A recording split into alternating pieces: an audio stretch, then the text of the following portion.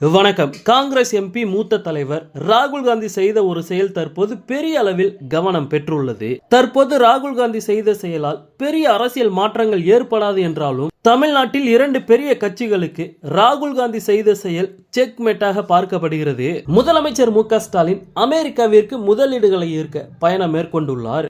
இந்த பயணத்தின் ஒரு கட்டமாக சான் பிரான்சிஸ்கோ நகரிலிருந்து சிகாகோ சென்ற முதலமைச்சர் மு க ஸ்டாலின் அங்குள்ள கடற்கரையில் சைக்கிள் ஓட்டினார். முதலமைச்சர் மு க ஸ்டாலின் சைக்கிள் ஓட்டிய வீடியோக்கள் இணையத்தில் கவனம் பெற்றது. சிகாகோ கடற்கரையில் சைக்கிள் ஓட்டிய வீடியோவை மாலை நேர அமைதி புதிய கனவுகளுக்கு வித்திடும் என்று தனது எக்ஸ் பக்கத்தில் முதலமைச்சர் மு க ஸ்டாலின் பதிவிட்டார். இந்த வீடியோ தேசிய அளவில் ட்ரெண்ட் ஆகி உள்ளது. தமிழ் நெட்டிசன்கள் பலரும் இதை பகிர்ந்து தமிழ்நாட்டில் இதே போல் கொண்டு வர வேண்டும் என்று கோரிக்கைகள் வைத்து வருகிறார்கள். அந்த வீடியோவை ரீட்வீட் செய்திருந்த காங்கிரஸ் முன்னாள் தலைவரும் நாடாளுமன்ற எதிர்க்கட்சி தலைவருமான ராகுல் காந்தி, சகோதரரே, சென்னையில் நாம் இருவரும் ஒன்றாக எப்போது சைக்கிள் ஓட்டுவோம் என கேட்டிருந்தார்.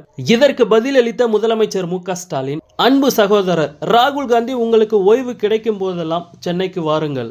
நாம் இருவரும் ஒன்றாக சவாரி செய்து சென்னையின் இதயத்தை ஆராய்வோம். நான் உங்களுக்கு தர வேண்டிய ஸ்வீட் பாக்ஸ் இன்னும் நிலுவையில் உள்ளது. நாம் சைக்கிள் சவாரி செய்த பிறகு என் வீட்டில் இனிப்புகளுடன் ஒரு சுவையான தென்னிந்திய மதிய உணவை சுவைப்போம் என பதில் கூறியுள்ளார். இதன் மூலம் அதிமுக மற்றும் நடிகர் விஜயின் தமிழக வெற்றி கழகம் என 2 கட்சிகளுக்கும் ஒரே நேரத்தில் ராகுல் காந்தி மெசேஜ் அனுப்பியுள்ளார். அதாவது காங்கிரஸை தங்கள் கூட்டணிக்கு இழுக்க அதிமுக தீவிரமாக முயன்று வருகிறது.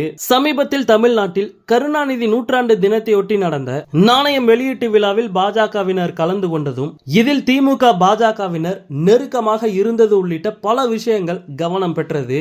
இந்த விழாவில் பாஜக தலைவர் அண்ணாமலை உட்பட பாஜக நிர்வாகிகளுக்கு மிகப்பெரிய அளவில் முன்னுரிமை கொடுக்கப்பட்டது. பாஜக இப்படி திமுகவுடன் நெருக்கமாக இருக்க வேறு சில காரணங்கள் இருப்பதாக கூறப்படுகிறது. திமுகவின் தயவை பாஜக நாடுகிறதோ என்ற கேள்வியும் எழுந்துள்ளது. இதை பயன்படுத்தி காங்கிரஸை தங்கள் கூட்டணிக்கு இழுக்க அதிமுக தீவிரமாக முயன்று வந்தது. இன்னொரு பக்கம் நடிகர் விஜயும் தமிழக வெற்றி கழக மாநாட்டிற்கு காங்கிரஸ் தலைவர்களை அழைக்கும் எண்ணத்தில் இருந்ததாக கூறப்படுகிறது.